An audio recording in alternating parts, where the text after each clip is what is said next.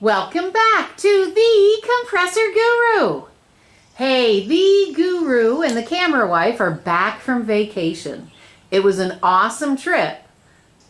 The Guru came home to a real mess that was started about 26 months ago. And to tell you about it, here's the Guru. Which guru? The compressor guru and the electric guru. Welcome home. The camera wife and I had a wonderful vacation. We jumped on the bikes, rode to Alaska, not pedal bikes, Harleys, and had a wonderful vacation. We came home and I got a phone call from a customer that made a mistake 26 months ago, and it just came to fruition. I'll tell you about the mistake in a minute, but I'm going to ask the electric guru, what's some of the things you need to consider when you're buying a new compressor or any equipment that takes electric? It's very important to understand what your building has. I have doors. You do. I have But what kind insulation. of voltage do you have? It hurts when you stick your finger in the socket. There you go. And when you go out to these auctions and you go to buy that compressor, you need to know that the voltage in your building is going to match that compressor. Okay? And the compressor guru will talk a little bit about those accolades in a minute, but there are a lot of different voltages available to buildings, garages, and industrial facilities, and they all vary. I mean, you can get voltages from 480 volt three phase to 120 volt single phase. And it's very important to understand what your building has before you make that purchase. Because that limits what you can buy. Absolutely. Or limits or expands what you need to do to adapt what you just bought to your building. Electricians aren't cheap. They're not. Absolutely not. So just today, I shipped a 5 horsepower single phase motor and a magnetic starter to a customer in Montana. He had bought a 5 horsepower Ingersoll 242 at an auction. Didn't tell me what he paid for it. And he bought it, and it had 3-phase motor and a 3-phase starter on it. It's his home garage. He has 220 single phase.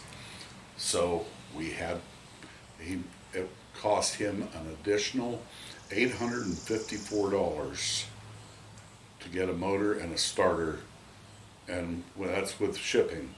It cost him another $850 on top of the price of that compressor, so that he could make that compressor functional. Because at these auctions, I think it's funny. It's not funny, but these 5 horsepowers with 3-phase motors go dirt cheap, because the guys that realize I don't have 3-phase, they won't bid on them. And these guys that, I can get that compressor for $500. That's a deal.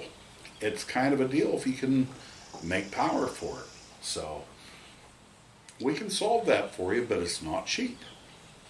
And you have the additional time or cost, depending on your skill set, of taking the motor off, putting the motor on, setting the tension on the belts, wiring that new starter in, tying it into the motor, tying the pressure switch in.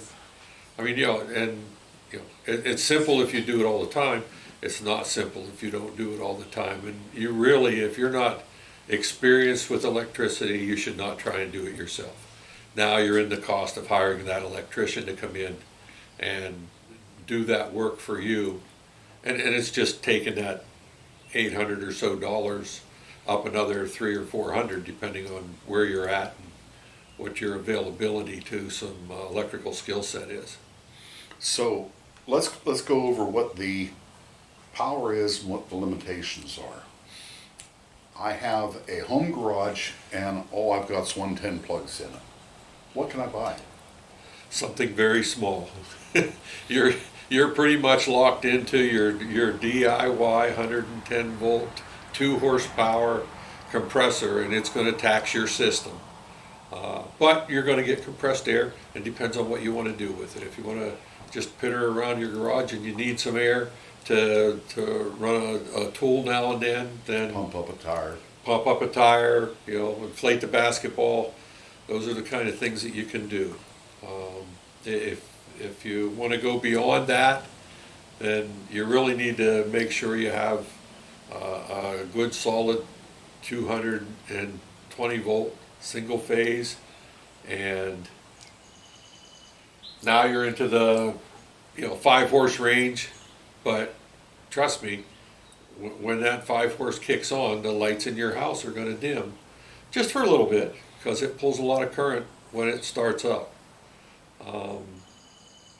To go beyond that, if you get 3 phase, that's great. Now you're in an industrial facility, you can pretty much write your own ticket, but you got to understand whether you have 120 208 3 phase, whether you have 240 volt 3 phase, whether you have 480 volt 3 phase. And that's where our problem came in when we came back from vacation. 26 months ago, a customer of mine called, and he ordered a 10 horse compressor. What's your voltage? His name's Mike. What's your voltage, Mike? And we have 200 volt down there, 200 volt 3 phase. That was a mistake. Yes. We ordered it, we delivered it, they installed it. The last I saw of it, and we get back from vacation, phone's ringing, and it's one of the mechanics down there. The mechanic calls, he says, we have nothing. The compressor's shut down, we have power, and nothing will work. We pushed the reset. Okay, I'm on my way. 2 hours away, and so I run down there to diagnose it, and they got good power, and I look at the tag, it said 200 volt. Okay, I determined it's either the coil in the starter or it's the heater. And because this guru wasn't with me, I'm like, I'm just ordering a starter. I'm not the electric guru, and I'll just throw a starter in it. I jump in the truck, I head back, I get in the office, and I ordered a new magnetic starter. And when I'm talking to the warehouse, they're like, those starters don't come with 200 volt coils. You got to buy the coil and switch it. Okay, send me the coil, send me the new starter. And they did. Get everything in, I head back down, and I checked the voltage. And ground to leg, it was 125. Ground to leg, it was 127. Ground to leg, it was 124. Okay, that's odd. This is a 200 volt system. Leg to leg, 240 or 230. Leg to leg, 229. Leg to leg, another 220 number. So I called the electric guru. Eric, what is this? It's a problem. You have a 230 volt 3 phase system, and you should leave that coil in there that's in there. Well, we replaced the starter, left the 230 coil in the new starter, and this mistake happened 2 years ago, and I was kind of surprised that 200 volt coil lasted 2 years. The guru here, you never know when stuff's going to blow up, is basically what he said. But basically, you have a tolerance, and you can over voltage components for a certain amount of time, depending on how much over voltage you go on them. This one took 20 some months to say, I'm not going to do this anymore. So the warning to my viewers, to my subscribers, hopefully you're a subscriber. If you haven't hit like and subscribe yet, do that now, please. Anyway, the warning to the subscribers is, before you go buy a piece of equipment, whether it's brand new like this was, Know what power you have. Mike made a mistake 26 months ago, and it cost them $1,040.56 for the starter, travel time, and labor to change this over. And the system's still not right because they got a 200-volt motor running on 230. What's that going to do? Eventually it's going to fail. Eventually. But, you know, you can buy, 2 years, 10 months, 10 years? He can't say. who knows? But you definitely know that you're over voltaging the motor. It's rated for 200. You're putting 230 volts on it every day, day in, day out. So, you know, the voltage really works on your insulation on your motor. You know, that's the primary factor. And eventually it is going to fail. But again, you can't put your thumb on it. You can't pick it. It would run, you know, through its expected life cycle if it had 230 volt motor. But that would be the next expense coming up. It will definitely be a motor. So your best advice is? Know before you buy. Understand what you have, you know, and if you don't know what you have, get a hold of somebody, a qualified electrician, have them check it out for you.